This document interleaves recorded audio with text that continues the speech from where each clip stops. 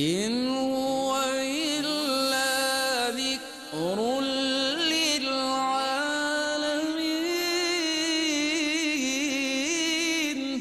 یہ قرآن تو صرف تمام جہان والوں کے لیے نصیحت ہے۔ اعوذ باللہ من الشیطان الرجیم، بسم اللہ الرحمن الرحیم۔ ناظرین محترم، السلام علیکم ورحمۃ اللہ وبرکاتہ۔ میں ہوں آپ کا میزبان محمد رئیس احمد، اور پیش کیا جا رہا ہے تلاوت قرآن کریم، ترجمہ اور تفسیر پر مشتمل پروگرام پیغام قرآن۔ الحمدللہ آج 18واں پارہ اپنے اختتام کو پہنچے گا، تکمیل ہوگی، اور چوتھا ربع آج انشاءاللہ تلاوت کیا جائے گا، ترجمہ پیش کیا جائے گا اور تفسیر پیش کی جائے گی۔ آج سورہ نور کی بقیہ آیات کی تلاوت بھی کی جائے گی، اور آج ہی انشاءاللہ سورۃ الفرقان جو ہے اس کا بھی آغاز ہو جائے گا۔ تلاوت کلام الرحمن کے لیے تشریف فرما ہے ممتاز و معروف قاری جناب قاری نعمان نعیمی۔ السلام علیکم ورحمۃ اللہ وبرکاتہ۔ وعلیکم السلام ورحمۃ اللہ وبرکاتہ۔ اور ناظرین محترم، ان آیات بینات کی تفسیر کے لیے تشریف فرما ہے ممتاز و معروف عالم دین علامہ مفتی محمد اسماعیل نورانی صاحب۔ السلام علیکم ورحمۃ اللہ وبرکاتہ۔ وعلیکم السلام ورحمۃ اللہ وبرکاتہ۔ آئیے ناظرین، دارین کی نیکیاں حاصل کرنے کے لیے تلاوت قرآن کریم اور ترجمہ اور تفسیر کی جانب بڑھتے ہیں۔ میں گزارش کرتا ہوں قاری نعمان نعیمی سے کہ تلاوت قرآن کریم کرنے کی سعادت حاصل کریں۔ اعوذ باللہ من الشیطان الرجیم، بسم اللہ الرحمن الرحیم۔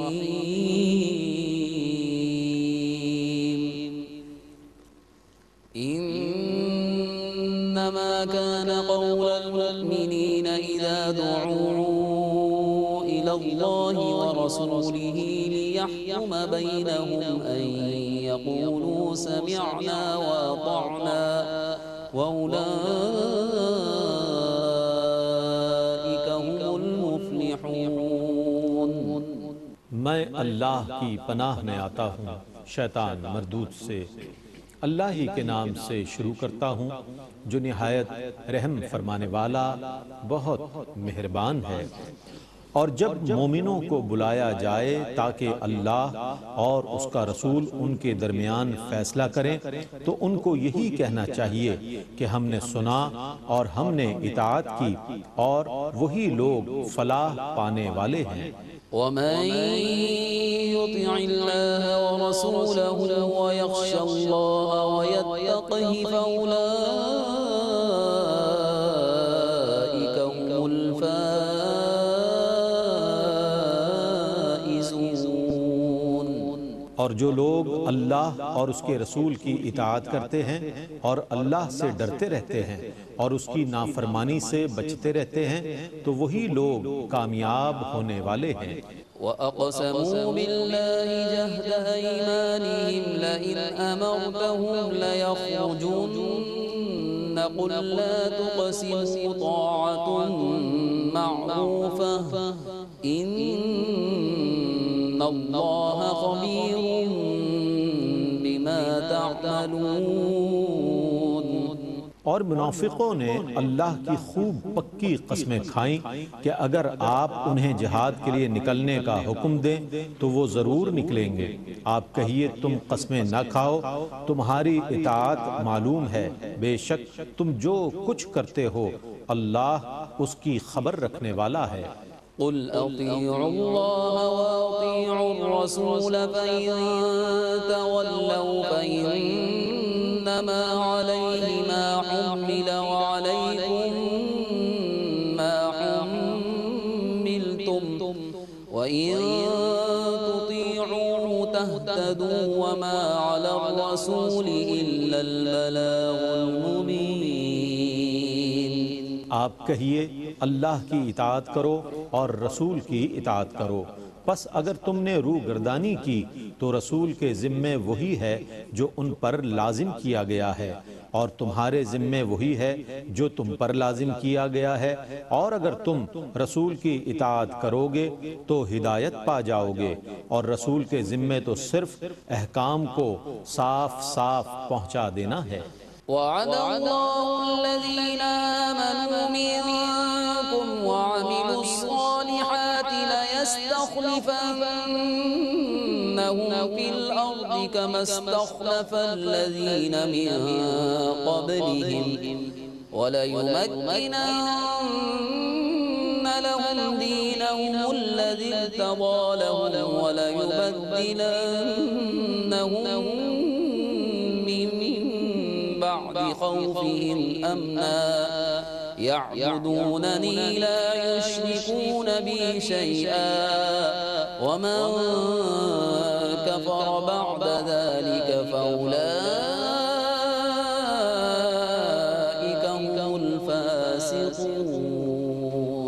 اور اللہ نے تم میں سے ان لوگوں سے وعدہ کیا جو ایمان لائے اور انہوں نے نیک اعمال کیے کہ وہ ان کو ضرور بضرور زمین میں خلافت عطا فرمائے گا جس طرح ان سے پہلے لوگوں کو خلافت عطا کی تھی، اور ضرور بضرور ان کے اس دین کو محکم اور مضبوط کر دے گا جس کو اس نے ان کے لیے پسند فرما لیا ہے، اور ضرور بضرور ان کے خوف کی کیفیت کو امن سے بدل دے گا۔ وہ لوگ جو میری عبادت کرتے ہیں اور میرے ساتھ کسی کو شریک نہیں کرتے، اور جن لوگوں نے اس کے بعد ناشکری کی تو وہی لوگ فاسق ہیں۔ وَأَقِيمُوا الصَّلَاةَ وَآتُوا الزَّكَاةَ وَأَطِيعُوا الرَّسُولَ لَعَلَّكُمْ تُرْحَمُونَ۔ لَا تَحْسَبَنَّ الَّذِينَ كَفَرُوا مُعْجِزِينَ فِي الْأَرْضِ وَمَأْوَاهُمُ النَّارُ وَلَبِئْسَ الْمَصِيرُ۔ اور نماز قائم کرو اور زکوٰۃ ادا کرو اور رسول کی اطاعت کرو تاکہ تم پر رحم کیا جائے۔ کافروں کے متعلق ہرگز یہ گمان نہ کرنا کہ وہ زمین میں ہمیں عاجز کرنے والے ہیں، ان کا ٹھکانہ دوزخ ہے اور یقیناً وہ برا ٹھکانہ ہے۔ یا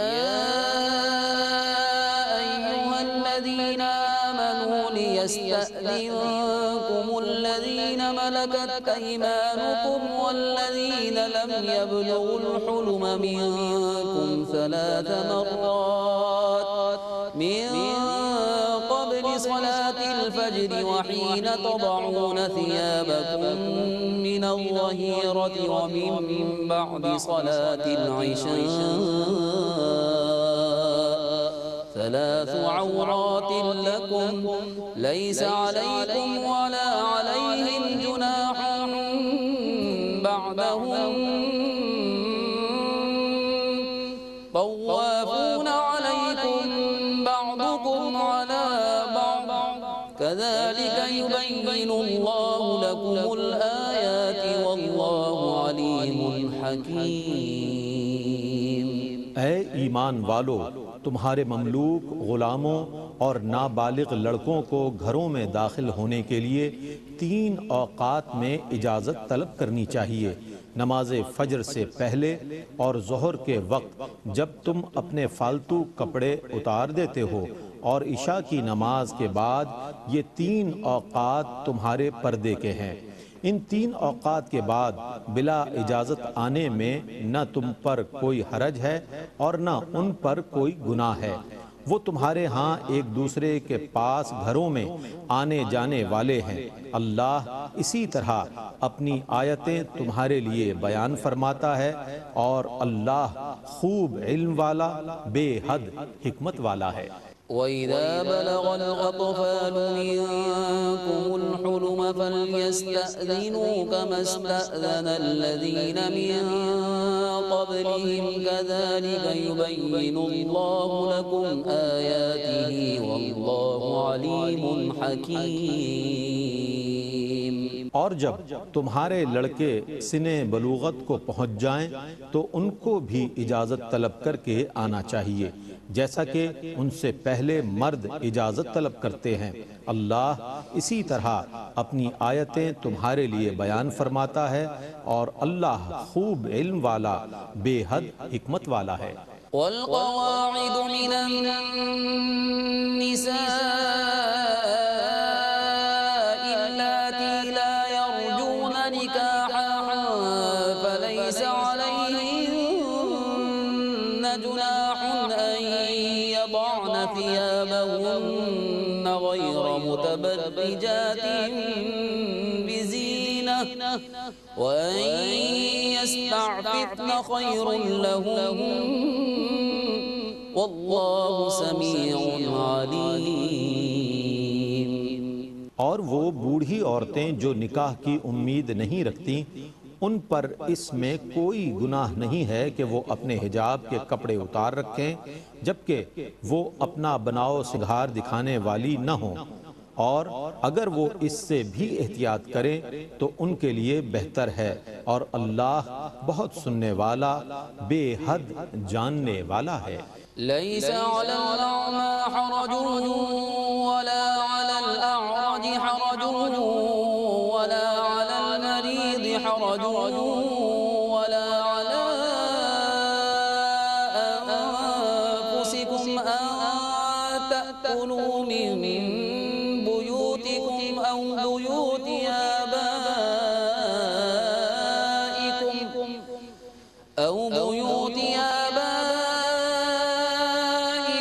أو بيوت أمهاتكم أو بيوت إخوانكم أو بيوت أخواتكم أو بيوت أعمامكم أو بيوت عماتكم أو بيوت أخوالكم أو بيوت خالاتكم أو ما ملكتم مفاتحه أو صديقكم ليس عليكم جناح أن تأكلوا جميعا أو أشتاتا فإذا دخلتم بيوتا فسلموا على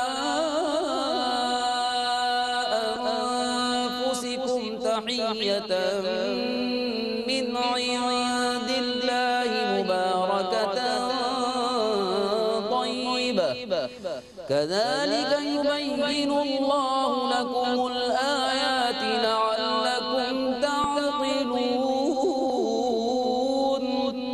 نابینا پر کوئی حرج نہیں اور نہ لنگڑے پر کوئی حرج ہے اور نہ بیمار پر کوئی حرج ہے اور نہ خود تم پر کوئی حرج ہے کہ تم اپنے گھروں سے کھاؤ یا اپنے باپ دادا کے گھروں سے کھاؤ یا اپنی ماؤں کے گھروں سے یا اپنے بھائیوں کے گھروں سے یا اپنی بہنوں کے گھروں سے یا اپنے چچاؤں کے گھروں سے یا اپنی پھوپھیوں کے گھروں سے یا اپنے ماموں کے گھروں یا اپنی خالاؤں کے گھروں سے یا ان گھروں سے جن کی چابیاں تمہارے قبضے میں ہوں یا اپنے دوست کے گھر سے، اس میں تم پر کوئی گناہ نہیں ہے کہ تم سب مل کر کھاؤ یا الگ الگ کھاؤ۔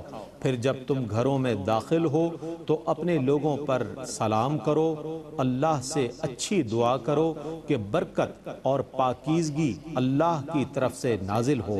اللہ اسی طرح تمہارے لیے آیتیں بیان فرماتا ہے تاکہ تم سمجھ لو۔ إنما المؤمنون الذين آمنوا بالله ورسوله وإذا كانوا معه على أمر جامع لم يذهبوا حتى يستأذنوه إن الذين يستأذنونك أولئك الذين يؤمنون بالله ورسوله فإذا استأذنوك لبعض شأنهم فأذن لمن شئت منهم واستغفر لهم الله إن الله غفور رحيم۔ مومنین صرف وہی ہیں جو اللہ اور اس کے رسول پر حقیقتاً ایمان رکھتے ہیں، اور جب وہ کسی مجتمع ہونے والی مہم میں رسول کے ساتھ ہوتے ہیں تو ان کی اجازت کے بغیر کہیں نہیں جاتے۔ بے شک جو لوگ آپ سے اجازت طلب کرتے ہیں وہی حقیقت میں اللہ اور اس کے رسول پر ایمان رکھتے ہیں۔ پس جب وہ اپنے کسی کام کے لیے آپ سے اجازت طلب کریں تو آپ ان میں سے جس کو چاہیں اجازت دے دیں اور ان کے لیے اللہ سے مغفرت طلب کریں، بے شک اللہ بخشنے والا بے حد رحم فرمانے والا ہے۔ لا تجعلوا دعاء الرسول بينكم كدعاء بعضكم بعضا قد يعلم الله الذين يتسللون منكم لواذا فليحذر الذين يخالفون عن أمره أن تصيبهم فتنة أو يصيبهم عذاب أليم۔ تم رسول کے بلانے کو ایسا نہ قرار دو جیسے تم آپس میں ایک دوسرے کو بلاتے ہو، بے شک اللہ ان لوگوں کو خوب جانتا ہے جو تمہارے درمیان سے کسی کی آڑ میں چپکے سے نکل جاتے ہیں۔ سو جو لوگ رسول کے حکم کی خلاف ورزی کرتے ہیں وہ اس سے ڈریں کہ انہیں کوئی مصیبت پہنچ جائے یا انہیں کوئی دردناک عذاب پہنچ جائے۔ ألا إن لله ما في السماوات والأرض قد يعلم ما أنتم عليه ويوم يرجعون إليه فينبئهم بما عملوا والله بكل شيء عليم۔ سنو، بے شک اللہ ہی کی ملکیت ہے جو کچھ آسمانوں میں ہے اور جو کچھ زمینوں میں ہے۔ اللہ کو خوب علم ہے تم جس حال میں ہو، اور جس دن وہ اللہ کی طرف لوٹائے جائیں گے تو وہ ان کے کیے ہوئے سب کاموں کی خبر دے گا، اور اللہ ہر چیز کو خوب جاننے والا ہے۔ بسم اللہ الرحمن الرحیم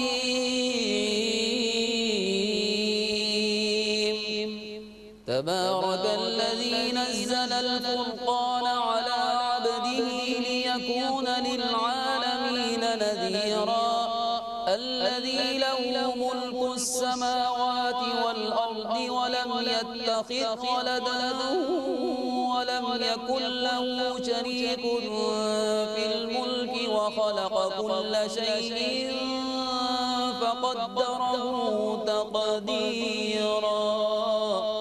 اللہ ہی کے نام سے شروع کرتا ہوں جو نہایت رحم فرمانے والا بہت مہربان ہے۔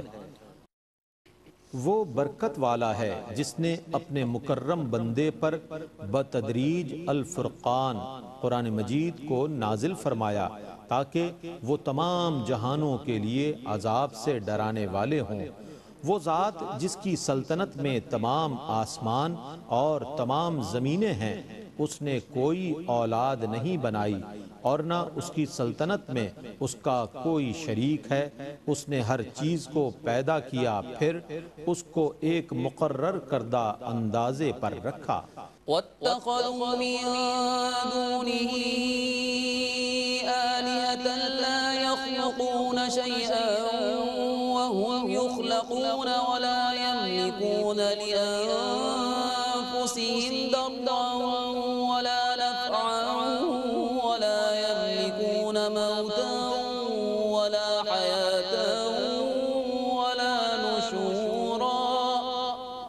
اور لوگوں نے اللہ کے سوا اور معبود قرار دے لیے جو کسی چیز کو پیدا نہیں کر سکتے۔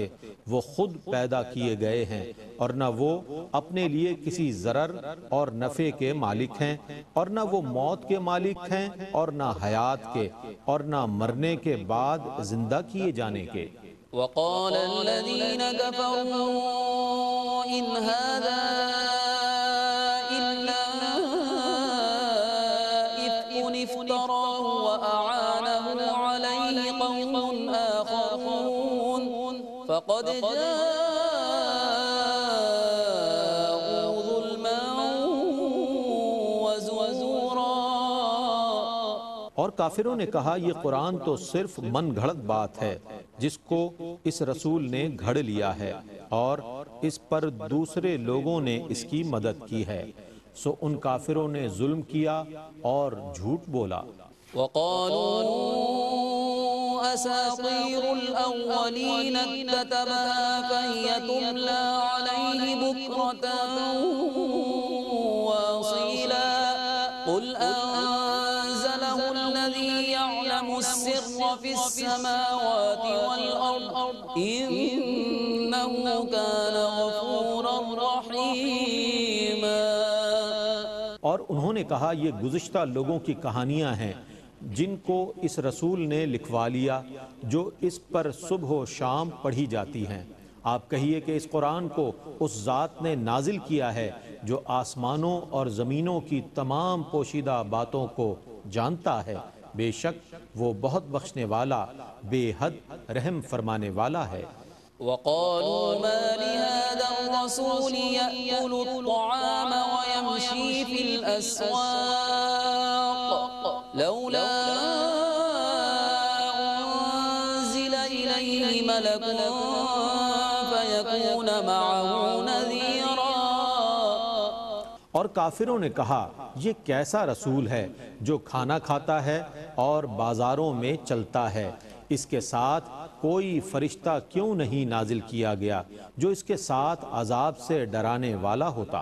أو يلقى إليه كنز أو تكون له جنة يأكل منها وقال الظالمون إن تتبعون إلا رجلا مسحورا انظر كيف ضربوا لك الأمثال فضلوا فلا يستطيعون سبيلا۔ یا اس کی طرف کوئی خزانہ ڈال دیا جاتا یا اس کے پاس کوئی باغ ہوتا جس سے یہ کھاتا، اور ظالموں نے کہا تم صرف ایک جادو کیے ہوئے شخص کی پیروی کرتے ہو، بھلا آپ دیکھیے انہوں نے آپ کے لیے کیسی مثالیں گھڑ رکھی ہیں۔ پس وہ گمراہی میں مبتلا ہو گئے، اب وہ کسی طرح ہدایت پر نہیں آ سکتے۔ تبارك الذي إن شاء جعل لك خيرا من ذلك جنات تجري من تحتها الأنهار ويجعل لك قصورا۔ وہ برکت والا ہے جو اگر چاہے تو آپ کے لیے ان کے کہے ہوئے باغات سے بہتر بنا دے، ایسے باغات جن کے نیچے سے دریا جاری ہوں، اور آپ کے لیے محل بنا دے۔ بل كذبوا بالساعة وأعتدنا لمن كذب بالساعة سعيرا إذا رأتهم من مكان بعيد سمعوا لها تغيظا وزفيرا۔ بلکہ انہوں نے قیامت کو جھٹلایا، اور جس نے قیامت کو جھٹلایا ہم نے اس کے لیے بھڑکتی ہوئی آگ تیار کر رکھی ہے، جب وہ آگ ان کو دور سے دیکھے گی تو وہ اس کی غصے سے بپھرنے اور دھاڑنے کی آواز سنیں گے۔ وَإِذَا أُلْقُوا مِنْهَا مَكَانًا ضَيِّقًا مُقَرَّنِينَ دَعَوْا هُنَالِكَ ثُبُورًا لَا تَدْعُوا الْيَوْمَ ثُبُورًا وَاحِدًا وَادْعُوا ثُبُورًا كَثِيرًا۔ اور جب ان کو زنجیروں سے جکڑ کر دوزخ کی تنگ جگہ میں جھونکا جائے گا تو وہاں وہ موت کو پکاریں گے، آج تم ایک موت کو نہ پکارو، بہت سی موتوں کو پکارو۔ قل أذلك خير أم جنة الخلد التي وعد المتقون كانت لهم جزاء ومصيرا۔ آپ کہیے آیا یہ دوزخ اچھی ہے یا دائمی جنت جس کا متقین سے وعدہ کیا گیا ہے، وہ ان کی جزا اور ٹھکانہ ہے۔ لهم فيها ما يشاءون خالدين كان على ربك وعدا مسئولا۔ اس جنت میں ان کے لیے ہر وہ چیز ہے جس کو وہ چاہیں گے، جس میں وہ ہمیشہ رہنے والے ہیں۔ یہ آپ کے رب کا وعدہ ہے جس کا اس کے کرم کی بنا پر سوال کیا جائے گا۔ وَيَوْمَ يَحْشُرُهُمْ وَمَا يَعْبُدُونَ مِن دُونِ اللَّهِ فَيَقُولُ أَأَنتُمْ أَضْلَلْتُمْ عِبَادِي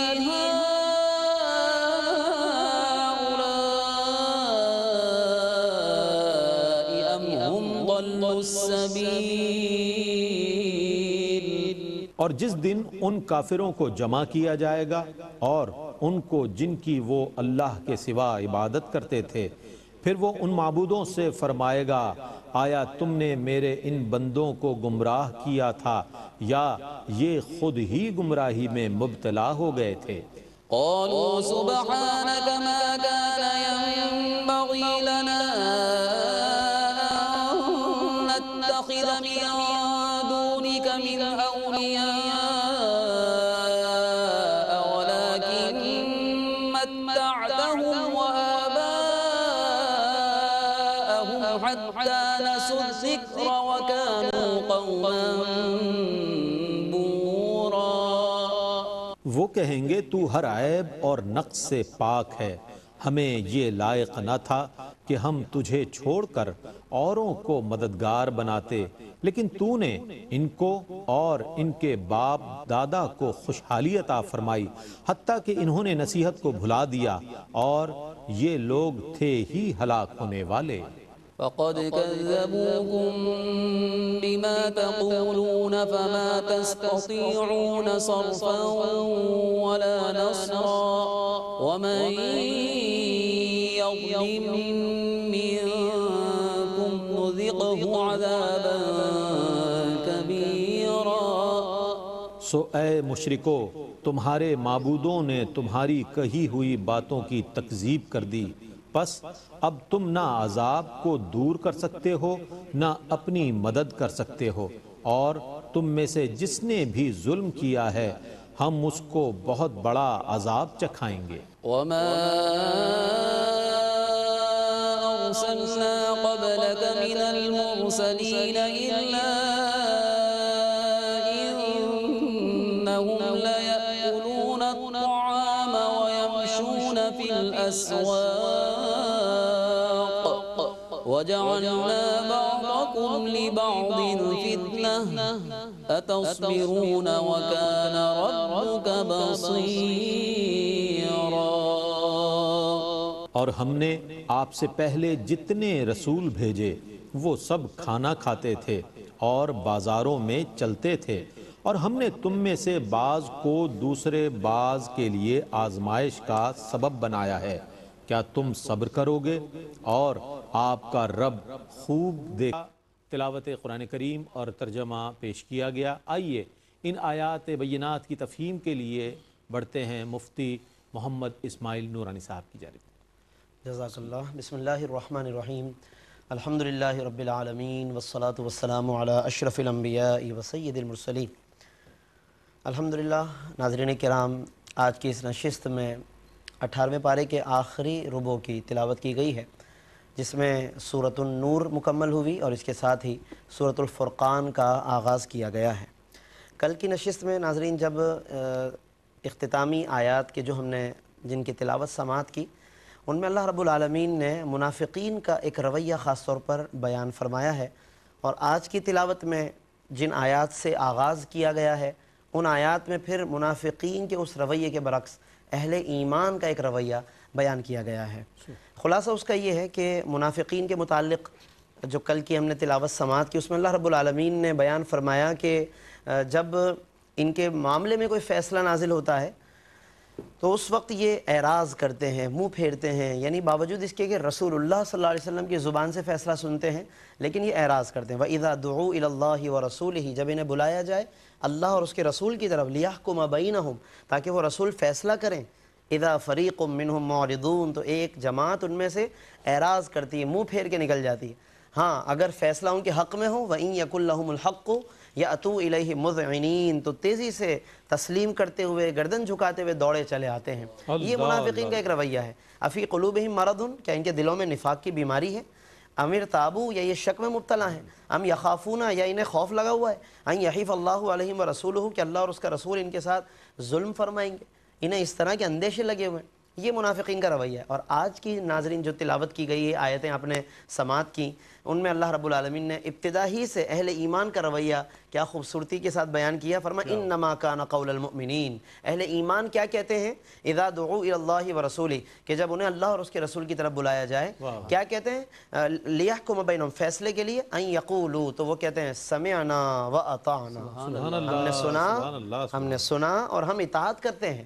یعنی ہم اللہ اور اس کے رسول کے فیصلے کو سنتے ہیں اور ہم اس کے لیے اطاعت کرنے والے ہیں۔ اللہ فرماتا ہے وَأُولَٰئِكَ هُمُ الْمُفْلِحُونَ، یہی لوگ کامیاب ہیں۔ پھر آگے فرمایا وَمَن يُطِعِ اللَّهَ وَرَسُولَهُ، اور جو اللہ اور اس کے رسول کی اطاعت کرے، وَيَخْشَ اللَّهَ وَيَتَّقْهِ، اور اس کا خوف و خشیت رکھے، فَأُولَٰئِكَ هُمُ الْفَائِزُونَ، تو وہی لوگ کامیاب ہونے والے ہیں۔ تو اس سے ہمیں یہ بات سیکھنے کو ملی کہ ہمارا طرز عمل کیا ہونا چاہیے۔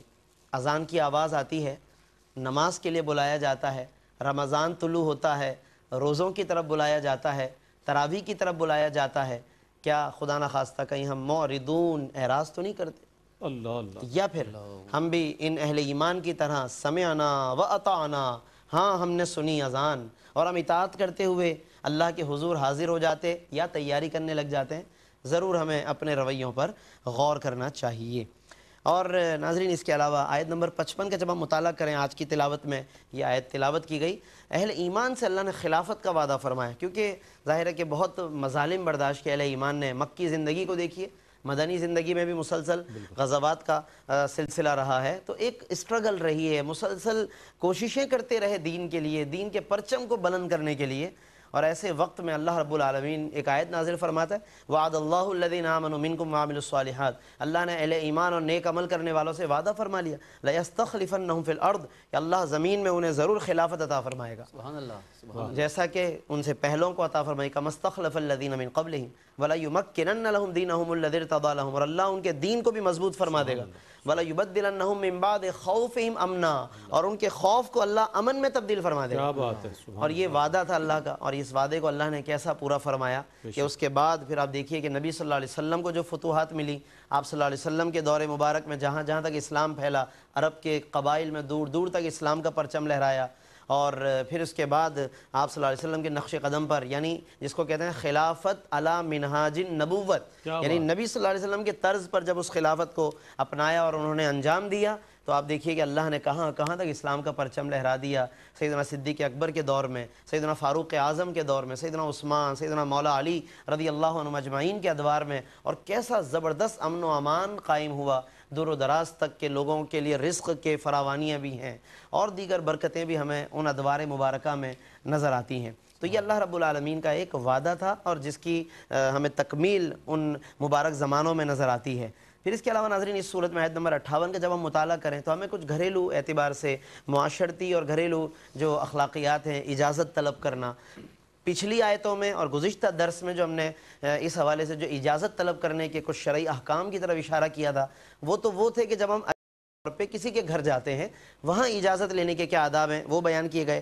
اور آج کی تلاوت میں جو آیات آپ نے سماعت فرمائی، آیت نمبر 58 میں خاص طور پہ جب ہم دیکھتے ہیں تو وہ گھریلو افراد کے لیے، گھر میں بعض اوقات نوکر چاکر بھی ہیں اور اس کے علاوہ ملازمین بھی ہوتے ہیں، غلاموں کے معاملات بھی ہیں، تو انہیں بھی خاص طور پر گو کہ وہ کام کاج کے لیے بار بار آتے جاتے ہیں، لیکن 3 اوقات ایسے بتائے گئے کہ جن میں وہ بغیر اجازت نہ آئیں۔ وہ کون کون سے فرمائے کہ لِيَسْتَأْذِنْكُمُ الَّذِينَ مَلَكَتْ أَيْمَانُكُمْ وَالَّذِينَ لَمْ يَبْلُغُوا الْحُلُومَ مِنْكُمْ 3 مرات، کہ وہ بھی 3 مرتبہ اجازت لے لیا کریں، من قبل صلاۃ الفجر، ایک نماز فجر سے پہلے، یعنی یہ وہ وقت ہوتے ہیں کہ جن میں لوگ کچھ بے تکلفی سے آرام کرتے ہیں، خواتین جو گھریلو خواتین ہیں وہ بھی بے تکلفی کے ساتھ اپنے آرام سے وہ رہنا چاہتی ہیں یا آرام کی طرف مائل ہوتی ہیں، مرد حضرات کے لیے بھی اسی طرح گھر کا ایک رہن سہن ہوتا ہے۔ اللہ رب العالمین کتنا عمدہ اخلاق سکھا رہا ہے لوگوں کو، ہر ایک کی عزت کی حفاظت سکھائی گئی ہے۔ فرمایا کہ من قبل صلاۃ الفجر، نماز فجر سے پہلے، یعنی وہ جو رات کا تسلسل چل رہا ہے، اور فرمایا کہ وحین تضعون ثیابکم من الظہیرہ، دوپہر کے وقت جب تم کچھ اپنے کپڑے کم کر لیتے ہو، کچھ کپڑے کم کر کے لوگ آرام کرتے ہیں دوپہر کی وجہ سے، اور فرمایا کہ من بعد صلاۃ العشاء، اور ایک نماز عشاء کے بعد۔ تو یہ 3 اوقات خاص طور پر بتائے گئے کہ جن میں گھر کے افراد کو بھی ایک دوسرے کے کمرے میں آتے جاتے کھنکار کے یا اجازت دستک دے کر آنا جانا چاہیے، تو اس میں گھر والوں کو بھی تمام لوگوں کو آسانی ہو جائے گی۔ اس کے علاوہ ناظرین اس میں کچھ ان خواتین کے لیے کہ جو عمر رسیدہ ہوتی ہیں ان کے لیے بھی کچھ احکام بیان، جن کو والقواعد من النساء قرآن نے کہہ کر بیان کیا ہے۔ والقواعد من النساء، وہ خواتین کی جو بالکل مطلب بیٹھ گئی ہیں، اس سے اشارہ فرمایا گیا کہ ان کی اب عمر ایسی ہے، ایج ایسی ہے کہ اب وہ بیٹھ گئی، بہت زیادہ مومنٹ نہیں رہی ہے ان کے اندر کے، جیسے تیزی سے آنا جانا، وہ تمام معاملات نہیں رہے، تو ان کے لیے فرمایا گیا کہ لا یرجون نکاحن، کہ اب انہیں نکاح کی آرزو نہیں ہے، نکاح کی اب امید نہیں ہے، فلیس علیہن جناح ان یضعن ثیابہن، تو اب ان پر کوئی حرج نہیں کہ وہ ایک بڑی چادر کو اگر وہ اتار لیں، یعنی وہ بڑی چادر کے جو پورے جسم کو کور کر رہی ہوتی ہے اور تمام بالوں کو اور پوری باڈی کو جو کور، کیونکہ اسلام میں ایک حکم ہے، آج کل اس کو عبایا کے طور پہ لوگ دیکھتے ہیں اور اس کو یوز کرتے ہیں، بعض لوگ پوچھتے بھی ہیں کہ عبایا کا کیا اسلام میں پرٹیکولر کوئی حکم ہے؟ اسلام میں ایک ایسی بڑی چادر کا حکم ہے کہ جو پوری جسم کو، باڈی کو کور کرے اچھی طریقے سے، بالوں کو اور پوری جسامت کو مکمل طور پر جو حفاظت کرے۔ اب اس کا ایک جو ہمیں سمجھ لیں کہ ایک شکل نظر آتی ہے وہ برقعے کی صورت میں یا عبایا کی صورت میں، تو اسی کی ترجمانی ہے۔ قرآن نے بتا دیا کہ یہ جو ایجڈ خواتین ہیں، عمر رسیدہ ہیں، اگر یہ اس طرح کی کوئی بڑی چادر نہیں لے رہی ہیں، ایک نارمل سی چادر کے ساتھ ہیں، کہ اب ان کی طرف اٹریکشن نہیں رہی، لا یرجون نکاحا، نکاح کی اب انہیں امید نہیں رہی، فرمایا کہ ان کے لیے کوئی حرج نہیں۔ اس سے اندازہ لگائیں کہ اس عمر میں آ کر اب اللہ نے اس معاملے میں تخفیف فرمائی، تو اب یہ اگر کوئی عورت ایسی ہے جو جوان ہے، جوان سال ہے، وہ یہ تمام آسانیاں چاہے کہ مجھے ابھی سے مل جائیں، اس عمر میں ہی میں ان تمام آسانیوں کے ساتھ زندہ رہوں، زندگی گزاروں، تو یہ قرآن کے بنیادی احکام کے خلاف ہے۔ یہ ایک اجازت کا وقت ہے ان خواتین کے لیے کہ جن کی عمر بڑھ جائے، اور انہیں بھی پھر دیکھیے پابند کیا، غیر متبرجات بزینہ، وہ بھی مگر زینت کو ظاہر نہ کریں، کہ یعنی کہ عمر رسیدہ خاتون ہے مگر خوب زیب و زینت کر کے بن ٹھن کر جناب مردوں کی محفل میں وہ آ جا رہی ہے، یہ سمجھ کر کہ میں تو جی عمر رسیدہ ہوں، میں بہت عمر رسیدہ ہو چکی ہوں، تو خوب زیب و زینت کر کے وہ زینت محفل بنے، اس کی انہیں بھی اجازت نہیں۔ جوان عورت کو کیسے اجازت ہو سکتی ہے؟ اس حوالے سے ناظرین سورۃ النور کا جو کل بھی میں نے عرض کیا کہ پردے کے جو حکام سورۃ النور میں جتنی خوبصورتی سے اللہ نے بیان فرمائے، کمال ہے، اور ہمیں اس کا ضرور مطالعہ کر کے خواتین کو یہ باتیں خاص طور پر ہمیں سکھانی چاہیے۔ مردوں کے لیے بھی اس میں حیا کے احکامات دیے گئے ہیں، مردوں کو بھی اس میں غور کرنا چاہیے۔ باقی اس کے علاوہ یہ کہ گھروں میں جب داخل ہوں تو سلام کیا کریں، یہ خاص طور پہ ناظرین ایک وظیفہ بھی ہے، حکم الہی بھی ہے۔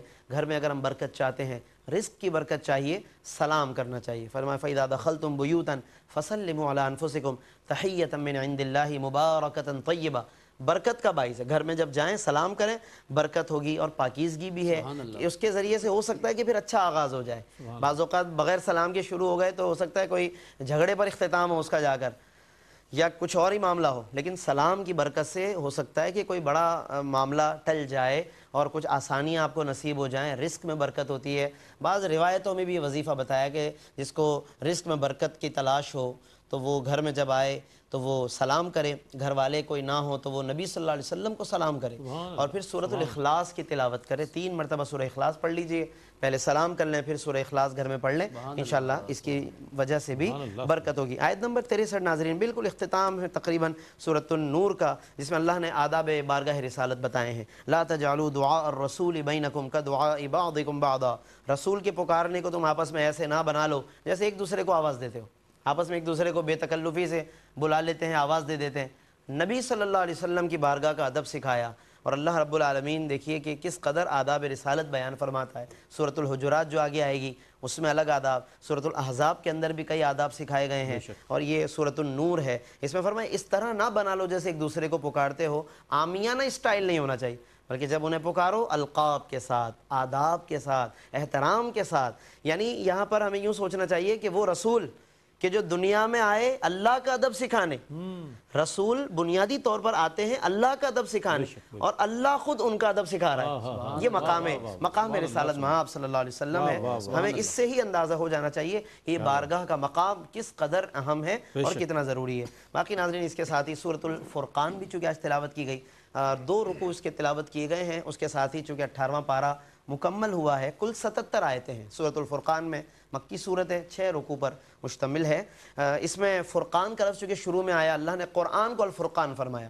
قرآن کو قرآن اس لیے کہتے ہیں کہ قرآن کا معنی بہت پڑھی جانے والی کتاب، عربی میں قرآن کا یہ معنی ہے، تو اس لیے اس کو قرآن کہتے ہیں کیونکہ بہت پڑھا جاتا ہے۔ پھر اسی کو فرقان بھی کہتے ہیں کیونکہ یہ حق و باطل میں فرق کرنے والا ہے، اس لیے اس کو فرقان، جیسے غزوہ بدر کے موقع پہ جب فرق ہو گیا کفر و ایمان کے درمیان تو اس لیے اس کو یوم الفرقان کہتے ہیں۔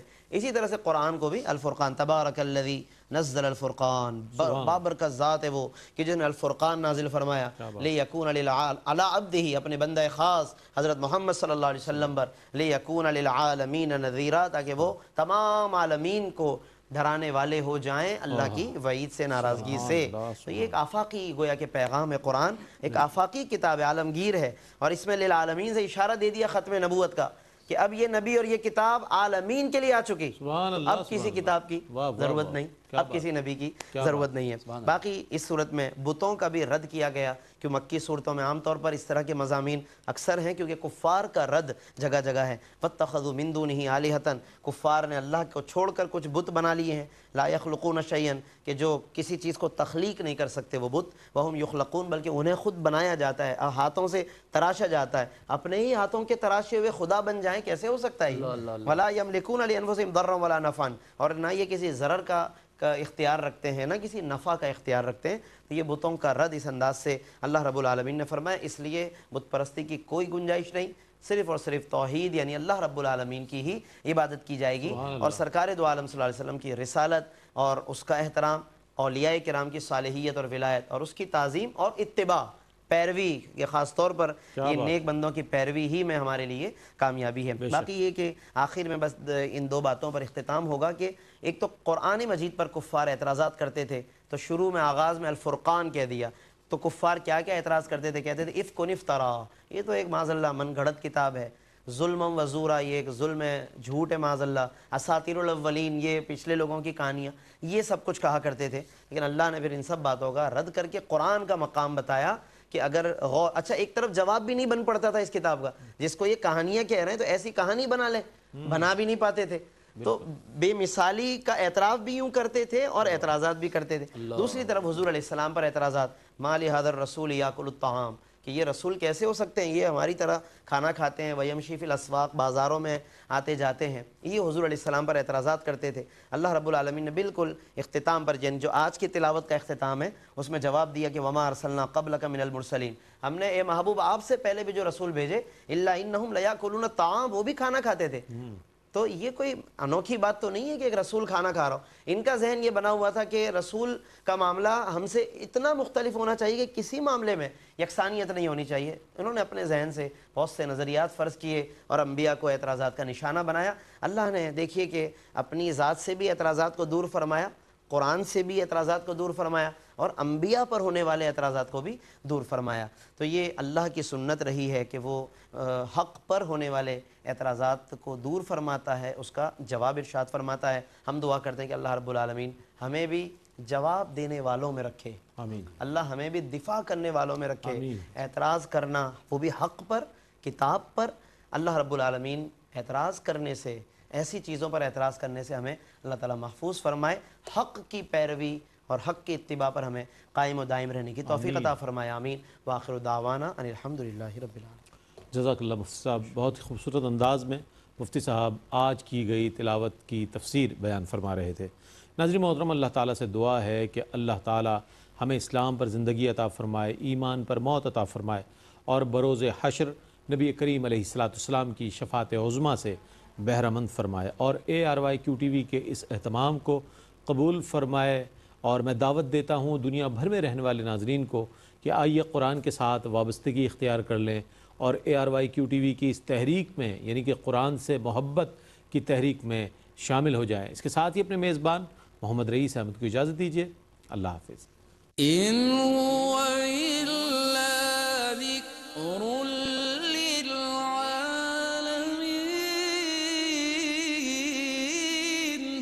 یہ قرآن تو صرف تمام جہان والوں کے لیے نصیحت